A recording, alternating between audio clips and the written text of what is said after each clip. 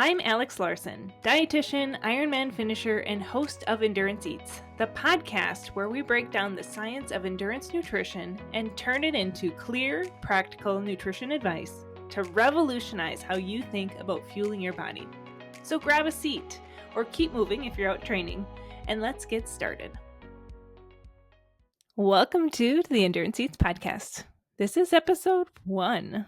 Feels a bit surreal because I've been a guest on many other podcast programs, and I've said for a few years now that I will someday launch my own program, and here we are. The day has arrived. And I will say, when I spoke with other podcast hosts, a recurring piece of advice that I heard was, Alex, you're probably going to really suck at this at first, which is what we all love to hear, right? But it's true. I often remind my oldest child that anytime we try anything new, we're probably going to suck at it, and it's going to take some practice. So please, if you listen to my first season of this podcast, give me some grace as I practice and get better, because that is exactly what I strive to do when I work with athletes on their nutrition. I give a lot of grace because it takes practice to learn how to fuel well as an endurance athlete, especially when you're also juggling a career or kids or whatever else life is throwing at you. It's not easy. And the only way that we can get better is by continuing to practice and gradually improve. I'm doing it with my own nutrition because I'm 100% human before I'm a dietitian. And we all have things that we can work on improving when it comes to how we eat. My mission and vision for Alex Larson Nutrition is to help create a world of well-fueled athletes. And this podcast is another platform for me to reach people like you. You will hear me say often that it's not just about the knowledge and the understanding of what or how much or when you should be eating. It's about taking that knowledge and putting it into action. I want to provide actionable advice through this podcast. I want to provide clarity among all of the mixed messaging and misinformation that is all over the internet. And if you're feeling stuck, please head to alexlarsonnutrition.com. Check out my services. My team and I are here to serve as a bridge to help you confidently step forward and start improving your food behaviors and your eating habits. But let's get into today's episode. As you know, we are Team Carbs here at Alex Larson Nutrition. You'll often hear me on Instagram talking about how carbs don't make you fat, they make you fast. And carbs are starting to get more of the spotlight now, thank goodness. For years, they have been overshadowed and feared, often by the low-carb, keto, carnivore style diets. But we're seeing cyclists and ultra runners and triathletes that are starting to crush these course records, and they are fueling very heavily on the carbs. I want to dive into what we currently know about the optimal intra-exercise carb rates and combinations of carbs that will support you in feeling and performing your best. When working with athletes on intra-workout fueling, we see a very wide spectrum of fueling rates when the athletes come into our program. Many are underfueled, having a gel here and there and not actually getting in the needed carbs per hour to support great performance. There are many benefits to fueling well during your training. I'm going to share 3 benefits today with you. The number one is we do find that increasing your fueling produces better performance in your training. And as a result of that, you will see bigger gains in fitness throughout that training. I'll give an example here. So I have a triathlete that started with me in the summer of 2024. Within the first week of working together, we had our first call, and a week later, she messages me and says, Alex, do carbs work this fast? Because I just had my second fastest 10K run, and that included the warm up and the cool down. And I said, absolutely. Carbs give you like magical superpowers. And I had this thought after she had sent that message, because for her to already see those runs feeling easier and going faster, she's going to continue to see performance improve and improve as she goes through her training. By the time she gets to race day, that PR that she set for herself, that PR goal, is going to feel very doable, because she saw that progression in fitness, because she was really fueling her training very well. Another benefit to having more carbs during your workout, and this is especially for those who are training earlier on in the day, is you're not going into this huge calorie deficit for the rest of the day. I often see when our athletes start fueling better, they see better energy levels, they see less sugar cravings, they feel like their hunger is more regulated throughout the day, especially in the evening, because they fueled those workouts better. They're not having such a significant energy gap to fill post-workout. And then the third benefit is that you are training your gut to be able to handle more fuel during exercise, which then, as a result, will decrease your risk of having GI issues on race day. When we say nothing new on race day, we're also talking about how much you're fueling and how much you're hydrating. It's got to be well practiced in training in order for you to really go into that race and feel confident that you're not going to have any of those kind of GI nuances that can often happen. So what are the optimal fueling rates? The carb fueling recommendations are based on duration of exercise. It's not based on how many calories your sports watch told you that you burned during that exercise. Okay, those sports watches, there's research studies that show that they are wildly inaccurate. And so we go based off of duration. And the fueling recommendations are not based on body size either. So the recommendations are going to be the same whether you are 110 pounds or you are 200 pounds. That might seem a little strange, but the reasoning behind this really is intestinal absorption, because whether someone is 110 or 200 pounds, their gut absorbs carbs at a very similar rate. So if your workouts are short, like 30 to 75 minutes, you could likely get by not taking in any fuel as long as you fueled well beforehand. But I do find that even taking in something like 20 to 30 grams during that time, you don't need a lot, but sometimes a little can really help you finish that workout feeling very strong, depending on the workout and how intense and challenging it is. But it also is a nice gateway for you to start training that gut as well. If you know you're going to have to get yourself to a much higher rate, even fueling those shorter workouts can really offer you many benefits. If your workouts are 75 minutes to 2.5 hour range, somewhere in there, the recommendation is 30 to 60 grams of carb per hour. In that 2.5 hour window, you definitely want to be on that upper end of that range, in that 60 grams of carb an hour. Then when we're looking at anything above 2.5 hours and beyond, we are going above that 60 grams of carb, with the traditional recommendation being up to 90 grams of carb per hour, which is a lot of fuel for athletes. We are starting to see a shift lately with going beyond that. And how they came up with that 90 gram of carb an hour was a very practical one, because it was the highest rate in the research studies for athletes to consume with the least likelihood of seeing gastrointestinal issues.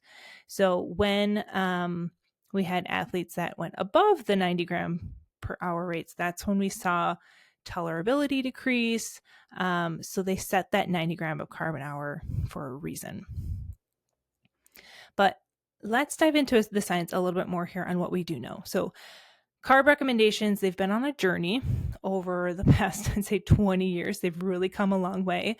Prior to 2003, it was believed that the maximal amount that could be delivered to the muscle was 60 grams of carb per hour. Then, after several researchers investigated this, they discovered that glucose and fructose are metabolized with different non-competing pathways, which unlocked a whole new level of fueling opportunity for endurance athletes. What this means is, metabolically, when carbohydrates are absorbed, they are assisted by transport proteins. Think of these proteins as like a bus bringing the glucose molecules to be metabolized. And from what we currently know, there's only so much room on the bus. Only so much glucose can be metabolized at a time, which is why we found that athletes can handle about 60 to 70 grams of glucose per hour. And we can add fructose on top of that rate because fructose takes a completely different transport protein.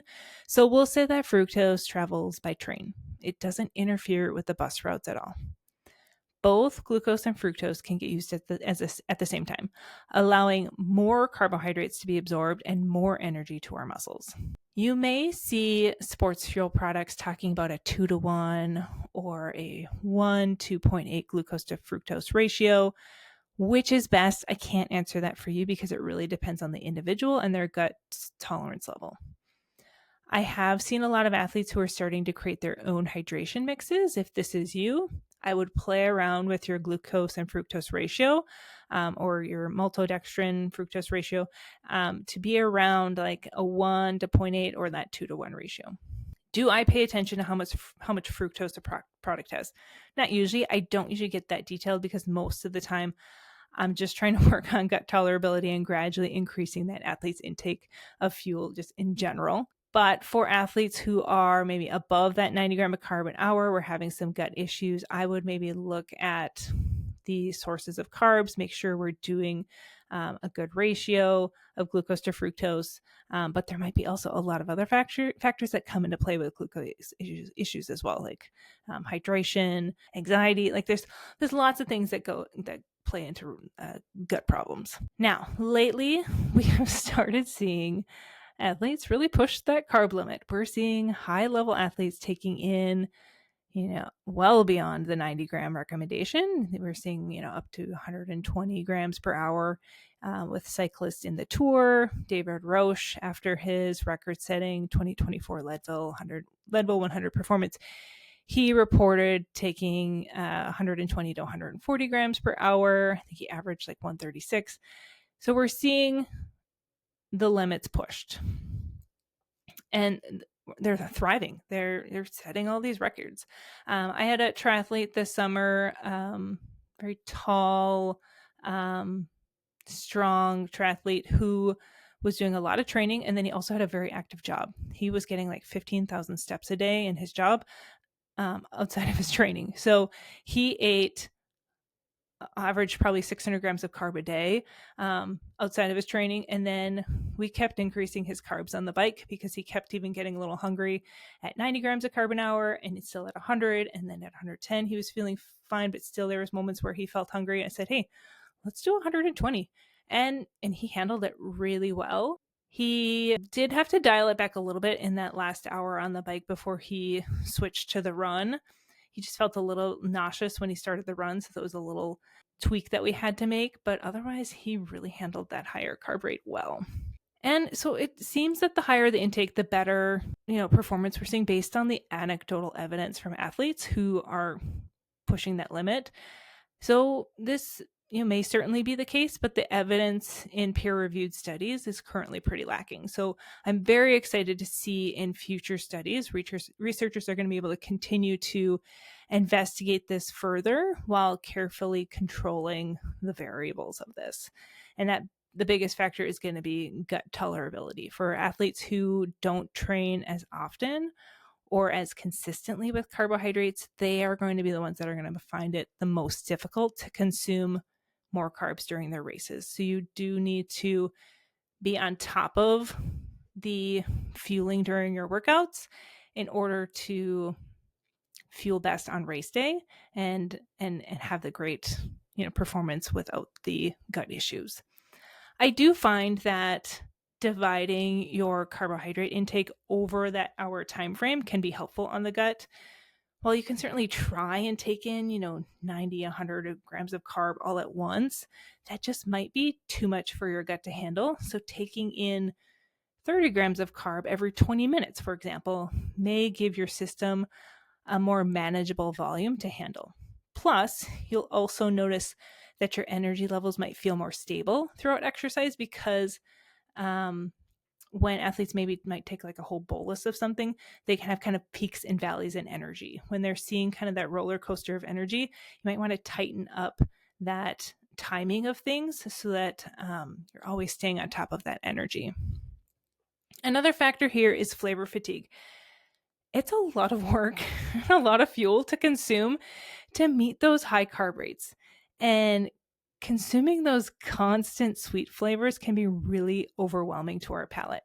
So if you're going to push the carb intake, I would also pay a little bit more attention to flavor profiles of your carb sources. I wouldn't choose things that are going to have really strong flavors. I would look for products that are maybe a little bit more muted or offering some change in flavor profile, like having some more savory, more salty flavors included in there just to kind of change it up. It can make things mentally be a little bit more interesting. And keep in mind that no matter how high of a carb rate you're taking it in during exercise, if you are not prepping yourself well in advance with pre-race fueling and proper carb loading before the race, you are not going to be able to save your soul during those very long races. You need to do that prep work. I'm sure in a future episode, I will talk more about carb loading. But in the meantime, head to the Alex Larson Nutrition blog for more on that topic. I have a couple different blog posts specifically on carb loading to help you be successful with that. You need to do both the prep work and an optimal intra-exercise fueling to really set yourself up for success on race day. And there's no one size fits all with fueling. You can't try to fuel how someone else is and expect to see the same results. There are many different ways we can go about fueling your workouts. And if you don't want to figure it out on your own, you don't have to. That's what myself and my team are here to help with. This is why my one-on-one nutrition coaching program has been such a success for so many athletes, because we are working with them on an individual basis to provide the best results. There's no time like the present to get started improving your nutrition. To learn more, you can use the links that are available in the show notes and check out more details on our one-on-one nutrition coaching program. I hope this episode offered you some clarity and inspiration to take that leap into increasing your fueling during your training and races. It really is such a game changer, and it's one of my favorite things to witness when working one-on-one with our athletes. It's like they powered up in a video game and reached a whole new level in their sport and in their life. I want to thank you again for being here, my friend.